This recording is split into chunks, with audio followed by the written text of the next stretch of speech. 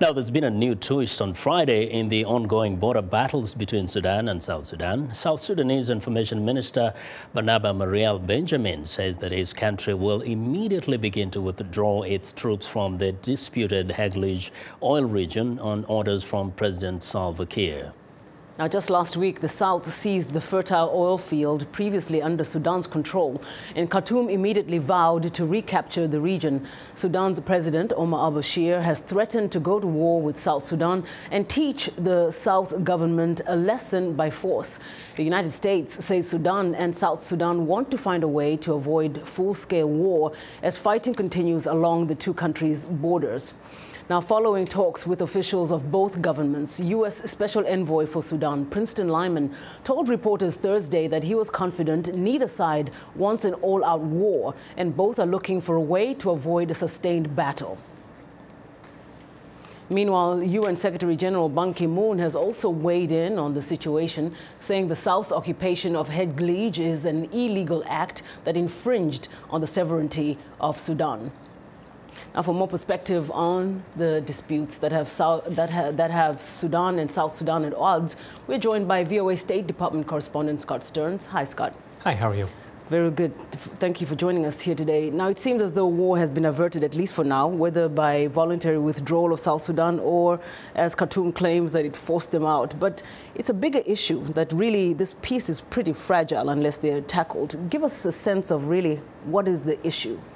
The issue embodied by Heglig is one of oil. As you know, when South Sudan became independent, there was an agreement to compensate the North for its loss of the oil fields that were previously in southern Sudan. And that's a deal, like many parts of the Comprehensive Peace Agreement, that sounded good and there was a lot of optimism about, but hasn't yet really gotten to the point where any money has been exchanged. As you've been reporting, you know, the South's concern about the fees that it would be paying to use both northern oil pipelines and ports led it to shut down oil production. So now the South isn't making money from oil and the North isn't making money from oil. So it's a very contentious time. What is being evaluated as the solution out of this, a really strong, tangible solution?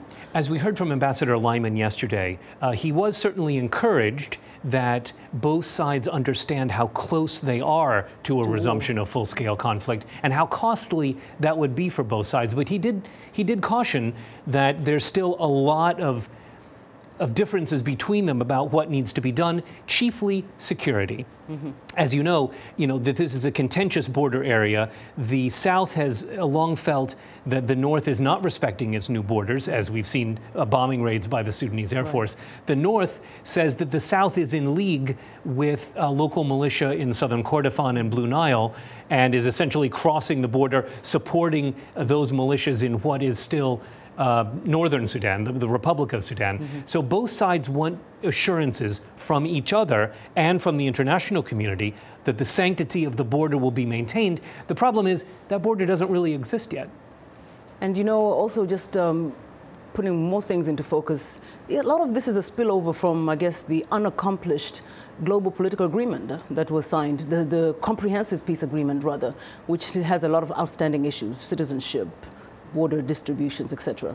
And before this recent outbreak of violence, U.S. diplomats were optimistic that at least on the citizenship and the border issue, they were about to make some progress. As you know, President Bashir was going to go to Juba, they were going to have this meeting, and that was going to settle some of these issues.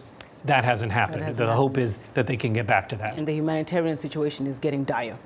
Well, Scott Stearns, thank you so much for joining us. Scott Stearns, VOA's State Department correspondent, who joined us here today on In Focus.